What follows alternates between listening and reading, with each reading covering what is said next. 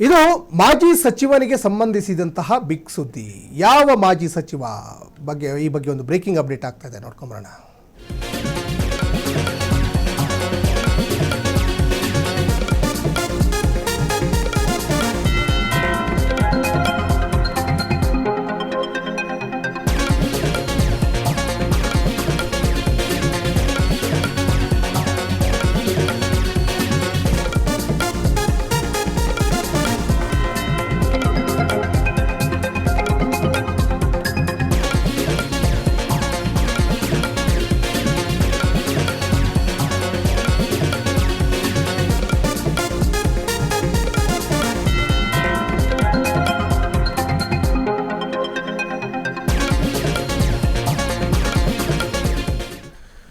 S, Zameer Ahmed Khan ಅವರು ಎಲ್ಲಿ ಮರೆಯಾದರು ಅನ್ನುವಂಥದ್ದು ಈಗ ಸದ್ಯಕ್ಕೆ ಚರ್ಚೆ ಆಗ್ತಾ ಇರುವಂತಹ ವಿಚಾರ.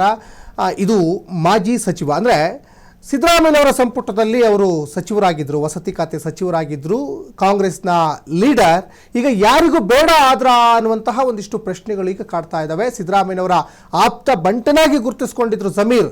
ಈಗ ಅವರು ಪಕ್ಷ ಬಿಡ್ತಾರ ಅನ್ನುವಂಥ ಪ್ರಶ್ನೆ ಉದ್ಭವ ಆಗಿದೆ. ಸ್ವಪಕ್ಷದಲ್ಲೇ ಜಮೀರ್ ಅಹಮದ್ ಖಾನ್ಗೆ ಮುಖಭಂಗ ಆಯ್ತಾ? ಹಾಗಾದರೆ ಅವರು ಡಿ ಕೆ ಸಂಪುಟಕ್ಕೆ ಸೇರ್ಪಡೆ ಆಗಲಿಕ್ಕೆ ಸಾಕಷ್ಟು ಕಸರತ್ತನ್ನು ಮಾಡಿದರು. ಡಿ ಕೆ ಶಿ ಸಂಪುಟದಲ್ಲಿ ಜಮೀರ್ ಖಾನ್ ಮೂಲೆ ಗುಂಪಾದ್ರ? ಈ ರೀತಿಯಾದಂಥ ಅನುಮಾನಗಳು ವ್ಯಕ್ತವಾಗ್ತಾ ಇದ್ದಾವೆ. ಈ ಬಾರಿ ಸಂಪುಟ ವಿಸ್ತರಣೆಯಲ್ಲಿ ಸಚಿವ ಸ್ಥಾನ ಡೌಟ ಹಾಗಾದರೆ ಅವರಿಗೆ? ಇನ್ನು ಕೈ ಬಿಟ್ಟು ಮತ್ತೆ ತೆನೆ ಹೊರಲಿಕ್ಕೆ ರೆಡಿ ಆದ್ರ ಜಮೀರ್? ಅಂದರೆ ಅವ್ರು JDSನಿಂದನೇ ಕಾಂಗ್ರೆಸ್ಸಿಗೆ ಬಂದವರು, ಮತ್ತೆ ಅವರ ಒಂದು ತವರು ಪಕ್ಷ ಅಂದರೂ ಕೂಡ ತಪ್ಪಾಗಲಿಕ್ಕಿಲ್ಲ. ಯಾಕಂದರೆ ದೇವೇಗೌಡರ ಗರಡಿಯಲ್ಲಿ ಬೆಳೆದಂಥವ್ರು ಅವರು. ದೇವೇಗೌಡರ ಗರಡಿಯಲ್ಲಿ ಬೆಳೆದು JDSನಲ್ಲಿ ಅವರು ಒಂದು ತನ್ನ ಕೆಪಾಸಿಟಿ ಏನು ಅನ್ನುವಂಥದ್ದನ್ನ ಅವರೆಲ್ಲ ಅರ್ಥ ಮಾಡಿಕೊಂಡು ಅದಾದಮೇಲೆ ಅವರು ಕಾಂಗ್ರೆಸ್ಸಿಗೆ ಬಂದರು.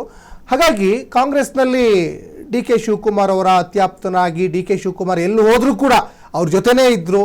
ಈಗ ನೋಡಿದರೆ ಡಿ ಕೆ ಸಂಪುಟಕ್ಕೆ ಈಗ ಸೇರ್ಪಡೆ ಆಗಲಿಕ್ಕೆ ಎಲ್ಲೋ ಒಂದು ಕಡೆ ಭಾಳ ಪ್ರಯತ್ನಗಳನ್ನು ಮಾಡ್ತಾ ಇದ್ರು ಕೂಡ ಹೈಕಮಾಂಡ್ ಏನಾದರೂ ಮೀನಾಮಶೆ ಏನಾದರೂ ಎಣಿಸ್ತಾ ಇದೆಯಾ? ಯಾಕೆ ಈ ರೀತಿ ಆಯಿತು? ಯಾಕಂದರೆ ಅವರೀಗ ದಾವಣಗೆರೆ ಬೈ ಎಲೆಕ್ಷನ್ ಸಂದರ್ಭದಲ್ಲಿ ಅವ್ರದ್ದು ಆಡಿಯೋಗಳೆಲ್ಲ ವೈರಲ್ ಆಯಿತು. ಆ ನಿಟ್ಟಿನಲ್ಲಿ ಏನಾದರೂ ಹೈಕಮಾಂಡ್ ಏನಾದರೂ ಕೋಕ್ ಏನಾದರೂ ಕೊಡ್ತಾ ಅವರಿಗೆ ಸಚಿವ ಸ್ಥಾನಕ್ಕೆ ಸಾಕಷ್ಟು ಲಾಬಿಯನ್ನು ಮಾಡಿದರು. ಅವರ ಪರವಾಗಿದ್ದಂತಹ ಬೆಂಬಲಿಗರು ಸಾಕಷ್ಟು ಹೋರಾಟಗಳನ್ನು ಕೂಡ ಮಾಡಿದರು, ಪ್ರತಿಭಟನೆಗಳನ್ನು ಕೂಡ ಮಾಡಿದರು. ಈಗ ಸಿದ್ದರಾಮಯ್ಯನವರ ಆಪ್ತ ಬಂಟನಾಗಿ ಕೂಡ ಗುರುತಿಸಿಕೊಂಡಿದ್ರು. ಸಿದ್ದರಾಮಯ್ಯನವರು 5 ವರ್ಷ ಮುಖ್ಯಮಂತ್ರಿ ಆಗಿರ್ತಾರೆ ಅಂತ ಗಂಟಘೋಷವಾಗಿ ಬಹಿರಂಗವಾಗಿ ಸಿದ್ದರಾಮಯ್ಯನವರ ಬೆನ್ನಿಗೆ ನಿಂತು ಹೇಳ್ತಾ ಇದ್ದಂತಹ ವ್ಯಕ್ತಿ ಅಂದರೆ ಜಮೀರ್ ಅಹಮದ್. ಈಗ ಜಮೀರ್ ಅಹಮದ್ ಖಾನ್ಗೆ ಎಲ್ಲಿ ಸಂಕಷ್ಟ ಎದುರಾಯ್ತಾ? ಮತ್ತೆ ಏನಾದರೂ ಅವರು ಸಚಿವ ಆಗಬೇಕು ಅನ್ನುವಂತಹ ಒಂದು ಆಕಾಂಕ್ಷಿ ಆಗಿದ್ರಲ್ಲ, ಅದಕ್ಕೆ ಹೈಕಮಾಂಡ್ ಏನಾದರೂ ತಣ್ಣೀರು ಎರಚುತ್ತೆ? ಯಾಕಂದರೆ ಈಗೇನೀಗ 18 ಜನರ ಲಿಸ್ಟಲ್ಲಿ ಈ ಅಲ್ಪಸಂಖ್ಯಾತ ಕೋಟದಡಿ ಜಮೀರ್ ಅಹಮದ್ ಹೆಸರು ಈಗ ಎಲ್ಲೂ ಕೂಡ ಚರ್ಚೆಗೆ ಮುನ್ನೆಲೆಗೆ ಬರ್ತಾ ಇಲ್ಲ. ಶಿವಾಜಿನಗರ ಶಾಸಕ ರಿಜ್ವಾನ್ ಅರ್ಷದ್ ಅವರ ಹೆಸರು ಕೇಳಿ ಬರ್ತಾ ಇದೆ. ಇನ್ನು MLC ಸಲೀಂ ಅಹಮದ್ ಅವರ ಹೆಸರು ಕೇಳಿ ಬರ್ತಾ ಇದೆ. ಹಾಗಾಗಿ ಜಮೀರ್ ಅಹಮದ್ ಅವರು ಈಗ ಪಕ್ಷದಲ್ಲೇ ಎಲ್ಲಾದರೂ ಮುಖಭಂಗಕ್ಕೆ ಒಳಗಾದ್ರ? ಮುಸ್ಲಿಮರ ನಾಯಕನಾಗಿ ಹೊರಟಂತಹ ಜಮೀರ್ಗೆ ಈಗ ಶಾಕ್ ಏನಾದರೂ ಎದುರಾಯ್ತಾ? ಈ ನಿಟ್ಟಿನಲ್ಲಿ ಡಿ ಕೆ ಸಂಪುಟಕ್ಕೆ ಸೇರಬೇಕು ಅಂತ ಆಸೆ ಪಟ್ಟಂತಹ ಜಮೀರ್ ಖಾನ್ ಮೂಲೆ ಗುಂಪಾದ್ರ?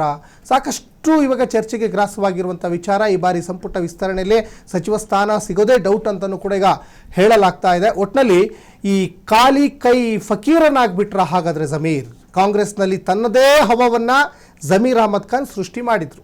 ಖಾಲಿ ಕೈ ಫಕೀರ ಆಗ್ಬಿಟ್ರ? ಕಾಂಗ್ರೆಸ್ನಲ್ಲಿ ತನ್ನದೇ ಹವವನ್ನು ಜಮೀರ್ ಖಾನ್ ಸೃಷ್ಟಿ ಮಾಡಿದರು. ಇನ್ನು ಡಿ ಕೆ ಶಿ ಸಂಪುಟದಲ್ಲಿ ಮೂಲೆ ಗುಂಪು ಆಗಿದ್ಯಾಕೆ ನಾಯಕ? ಯಾಕೆನ ಹೀಗಾಯಿತು? ಅವರು ಸಿದ್ದರಾಮಯ್ಯನವರ ಬೆನ್ನಿಗೆ ನಿಂತಿದ್ದೇ ಏನಾದರೂ ಮುಳುವಾಯ್ತಾ ಹಾಗಾದರೆ ಅವರಿಗೆ? ಸಿದ್ದರಾಮಯ್ಯನವರು 5 ವರ್ಷ ಮುಖ್ಯಮಂತ್ರಿ ಆಗಿರ್ತಾರೆ ಅನ್ನುವಂಥದ್ದು ಡಿ ಕೆ ಶಿವಕುಮಾರ್ ಅವರ ಕೆಂಗಣ್ಣಿಗೆ ಏನಾದರೂ ಗುರಿಯಾಗ್ಬಿಟ್ರಾ? ಹಾಗಾಗಿ ಸ್ವಯಂಕೃತ ಪ್ಲಾನ್ಗಳೇ ಮಾಜಿ ಸಚಿವರಿಗೆ ಮುಳುವಾಯ್ತಾ? ಇನ್ನು ಸಿದ್ದರಾಮಯ್ಯ ಪ್ರೀತಿಯನ್ನೇ ದುರುಪಯೋಗ ಪಡಿಸ್ಕೊಂಡ್ರಾ? ಈ ಥರ ಅನುಮಾನಗಳು ವ್ಯಕ್ತವಾಗ್ತಾ ಇದ್ದಾವೆ. ಜೊತೆಗೆ ದಾವಣಗೆರೆ ಬೈ ಎಲೆಕ್ಷನಲ್ಲಿ ಸರ್ಕಾರದ ವಿರುದ್ಧವೇ ಜಮೀರ್ ಸಡ್ಡು ಹೊಡೆದಿದ್ರು ಅನ್ನೋದಕ್ಕೆ ಸಂಬಂಧಪಟ್ಟಾಗಿ ಒಂದಿಷ್ಟು ಆಡಿಯೋಗಳು ಕೂಡ ವೈರಲ್ ಆಗಿತ್ತು. ಆಡಿಯೋ ನಂದಲ್ಲ ಅನ್ನುವಂಥದ್ದನ್ನು ಸ್ಪಷ್ಟನೆಯನ್ನು ಕೊಟ್ಟರು. ಆದರೆ ಅದರ ಸತ್ಯಾಸತ್ಯತೆ ಏನು ಅನ್ನುವಂಥದ್ದು ಇನ್ನೂ ಕೂಡ ನಿಗೂಢವಾಗಿದೆ. ಮಾಜಿ ಸಚಿವನಿಂದ ಕಾಂಗ್ರೆಸ್ ಮೇಲೆ ಅಲ್ಲಿ ಮುಸ್ಲಿಮರಿಂದ ಈಗ ಒಂದು ಕಡೆ ಈಗ ಕೆಂಡ ಕಾರುವಂತಹ ಕೆಲಸವೂ ಕೂಡ ನಡೀತು. ಯಾಕಂದರೆ ಪ್ರೆಸ್ ಮೀಟ್ ಎಲ್ಲ ಮಾಡಿದರು. ಸಲೀಂ ಅಹಮದ್ ಅವರು, ರಿಜ್ವಾನ್ ಅರ್ಷದ್ ಅವರು, ಆ ಸಂದರ್ಭದಲ್ಲೂ ಕೂಡ ಇವರ ಆಡಿಯೋ ವಿಚಾರಗಳು ಪ್ರಸ್ತಾಪ ಆಯಿತು. ಇನ್ನು ಮಾಜಿ ಸಚಿವನಿಂದ ಕಾಂಗ್ರೆಸ್ ಮೇಲೆ ಮುಸ್ಲಿಮರಿಂದನೂ ಕೆಂಡ ಕಾರಿದ್ರು. ಇನ್ನು ವಕ್ಫ್ ವಿಚಾರದಲ್ಲಿ ಮುಸ್ಲಿಮರಿಗೆ ಮೋಸ ಮಾಡಿದ್ರ ಹಾಗಾದ್ರೆ ಸಮೀರ್, ಇದು ಕೂಡ ಸಾಕಷ್ಟು ಚರ್ಚೆಗೆ ಗ್ರಾಸವಾಗಿರುವಂಥ ವಿಚಾರನೆ. ಇನ್ನು ಬಿಜಾಪುರ, ಬೀದರ್ ಭಾಗ, ಇನ್ನು ಬಾಗಲಕೋಟೆ ಅಲ್ಲೂ ಕೂಡ ವಕ್ಫ್ ವಿಚಾರದಲ್ಲಿ ಮೋಸ ಆಗಿದೆಯಾ? ಸಿದ್ದರಾಮಯ್ಯನ ಸಿಟ್ಟು, ಹೈಕಮಾಂಡ್ ಕೋಪ ಜಮೀರ್ಗೆ ಕಂಟಕ ಎದುರಾಯ್ತಾ? ಮುಸ್ಲಿಮರನ್ನ ಎತ್ತುಕಟ್ಟಿ ಪಕ್ಷ ವಿರೋಧ ಕೆಲಸ ಮಾಡಿದ್ದಕ್ಕೆ ಈಗ ಶಿಕ್ಷೆ ಏನಾದರೂ ಕೊಟ್ರ ಹಾಗಾದರೆ ಹೈಕಮಾಂಡ್? ಹೀಗೆ ಸಾಕಷ್ಟು ಅನುಮಾನಗಳೀಗ ವ್ಯಕ್ತವಾಗ್ತಾ ಇದ್ದಾವೆ. ಒಟ್ಟಿನಲ್ಲಿ ಕಾಂಗ್ರೆಸ್ ಪಕ್ಷದಲ್ಲಿ ಇದ್ದರೂ ಕೂಡ ಬೇರೆ ಪಕ್ಷಕ್ಕೆ ಹೋಗಲಿಕ್ಕೆ ಏನಾದರೂ ಮನಸ್ಸು ಮಾಡ್ತಾ ಇದ್ದಾರಾ? ಜೆ ಡಿ ಎಸ್ಸಿಗೆ ಏನಾದರೂ ಹೋಗ್ತಾರೆ? ಯಾಕಂದರೆ ಜೆ ಡಿ ಎಸ್ನಿಂದನೇ ಬಂದಂಥವ್ರು. ಹಾಗಾಗಿ ಒಂದಿಷ್ಟು ಚರ್ಚೆಗೆ ಗ್ರಾಸವಾಗಿರುವಂಥ ವಿಚಾರ ಅಂದರೆ ಅದು ಜಮೀರ್ ಅಹಮದ್ ಖಾನ್ ಅವ್ರದ್ದು. ಜೊತೆಗೆ ಕಾಂಗ್ರೆಸ್ ಏನಾದರೂ ಬಿಡ್ತಾರಾ ಹಾಗಾದರೆ? ಕಾಂಗ್ರೆಸ್ಗೆ ಗುಡ್ ಬೈ ಹೇಳ್ತಾರ ಮಾಜಿ ಸಚಿವ ಜಮೀರ್ ಅಹಮದ್ ಖಾನ್? ಈ ಥರ ಒಂದಿಷ್ಟು ಚರ್ಚೆ ಆಗ್ತಾ ಇದ್ದಾವೆ ರಾಜ್ಯ ರಾಜಕೀಯ ಪಡಸಾಲೆಯಲ್ಲಿ. ಇನ್ನು ಜೆ ಡಿ ಎಸ್ನತ್ತ ಮುಖ ಮಾಡ್ತಾರ ಹಾಗಾದರೆ ಈ ಮುಸ್ಲಿಂ ನಾಯಕ? ಜೆ ಡಿ ಎಸ್ನಿಂದನೇ ಬಂದಂಥವ್ರು ಮತ್ತೆ ಜೆ ಡಿ ಎಸ್ಸಿಗೆ ಏನಾದರೂ ಹೋಗ್ತಾರಾ ಅನ್ನುವಂತಹ ಒಂದಿಷ್ಟು ಪ್ರಶ್ನೆ ಎದುರಾಗ್ತಾ ಇದೆ. ಇನ್ನು ಸಿದ್ದು ಬಣದಲ್ಲಿ ಕಿಮ್ಮತ್ತಿಲ್ಲ, ಡಿ ಕೆ ಶಿ ಬಣಕ್ಕೆ ಬರಂಗಿಲ್ಲ ಅಂಥ ಪರಿಸ್ಥಿತಿ ಅಡಕತ್ತರೆಯಲ್ಲಿ ಸಿಕ್ಕಾಕೊಂಡಂಗೆ ಆಗ್ಬಿಟ್ಟದೆ ಈಗ ಜಮೀರ್ಗೆ. ಇನ್ನು ಸಿದ್ದು ನಮ್ಮ ನಾಯಕ, ನಮ್ಮ ಗುರುಗಳು, ಒಂದು ಕಡೆ ಈಗ ದೇವೇಗೌಡರು ಒಂದು ಕಡೆ ಈಗ ಅವ್ರು ದೇವೇಗೌಡರು ಪಕ್ಷದಲ್ಲಿ ಅಂದರೆ ಜೆ ಡಿ ಎಸ್ನಲ್ಲಿ ಇದ್ದಾಗಲೂ ಅದನ್ನೇ ಹೇಳ್ತಾ ಇದ್ರು. ಕಾಂಗ್ರೆಸ್ಸಿಗೆ ಬಂದಾಗ ಅವರು ಸಹಜವಾಗಿ ಸಿದ್ದರಾಮಯ್ಯನವರ ಬೆನ್ನಿಗೆ ನಿಂತಿದ್ದರು. ಇನ್ನು ಜಮೀರ್ ಹೇಳಿಕೆ ಹಿಂದೆ 108 ರಾಜಕೀಯ ಲೆಕ್ಕಾಚಾರಗಳು ಈಗ ಹರಿದಾಡ್ತಾ ಇದ್ದಾವೆ.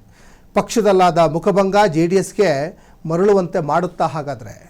ಒಟ್ಟಿನಲ್ಲಿ ಏನು ನಿರ್ಧಾರಕ್ಕೆ ಬರ್ತಾರೆ ಮಾಜಿ ಸಚಿವ ಜಮೀರ್ ಅಹಮದ್ ಖಾನ್ ಅನ್ನುವಂಥದ್ದು ಕೂಡ ಸಾಕಷ್ಟು ಈಗ ಚರ್ಚೆಗೆ ಗ್ರಾಸವಾಗಿರುವಂಥ ವಿಚಾರ. ಯಾಕಂದರೆ ಅವರು ಕಾಂಗ್ರೆಸ್ಸಿಗೆ ಬಂದಂಥ ಸಂದರ್ಭದಲ್ಲಿ ಕುಮಾರಸ್ವಾಮಿಯವರ ಬಗ್ಗೆ, ಜೆ ಡಿ ಎಸ್ ಪಕ್ಷದ ಬಗ್ಗೆನೂ ಕೂಡ ಬಹಿರಂಗವಾಗಿ ಹೇಳಿಕೆಯನ್ನು ಕೊಟ್ಟಿದ್ದರು. ಅದು ಎಲ್ಲ ಒಂದು ಕಡೆ ಅದು ಕುಮಾರಸ್ವಾಮಿಯವರ ಕೆಂಗಣ್ಣಿಗೂ ಕೂಡ ಗುರಿಯಾಗಿದ್ದರು. ಇನ್ನು ಕಾಂಗ್ರೆಸ್ಸಲ್ಲಿ ಇದ್ದಂಥ ಸಂದರ್ಭದಲ್ಲೇ ಸಹಜವಾಗಿ ಸಿದ್ದರಾಮಯ್ಯನವರೇ 5 ವರ್ಷ ಮುಖ್ಯಮಂತ್ರಿ ಆಗಿರ್ತಾರೆ ಅನ್ನುವಂತಹ ಹೇಳಿಕೆಯನ್ನು ಕೊಟ್ಟಿದ್ದರು. ಆಗ ಸಹಜವಾಗಿ ಡಿ ಕೆ ಶಿ ಕೆಂಗಣ್ಣಿಗೂ ಕೂಡ ಗುರಿಯಾಗಿದ್ದರು. ಈ ಎಲ್ಲ ಬೆಳವಣಿಗೆಗಳು ನಡೆದಾದ ಮೇಲೆ ಸಿದ್ದರಾಮಯ್ಯನವರೇ ಈಗ ರಾಜೀನಾಮೆ ಕೊಟ್ಟಿದ್ದಾರೆ. ಸಿದ್ದರಾಮಯ್ಯನವರ ಬೆನ್ನಿಗೆ ನಿಂತಹ ಜಮೀರ್ಗೆ ಈಗ ಏನು ಹಾಗಾದರೆ ಸ್ಥಾನ? ಇದು ಈಗ ಸಾಕಷ್ಟು ಏನು ಮಾಡ್ತಾರೆ ಜಮೀರ್ ಮುಂದಿನ ದಿನಗಳಲ್ಲಿ ಅನ್ನುವಂಥದ್ದು ಸಾಕಷ್ಟು ಚರ್ಚೆಗೆ ಗ್ರಾಸವಾಗಿರುವಂಥ ವಿಚಾರ.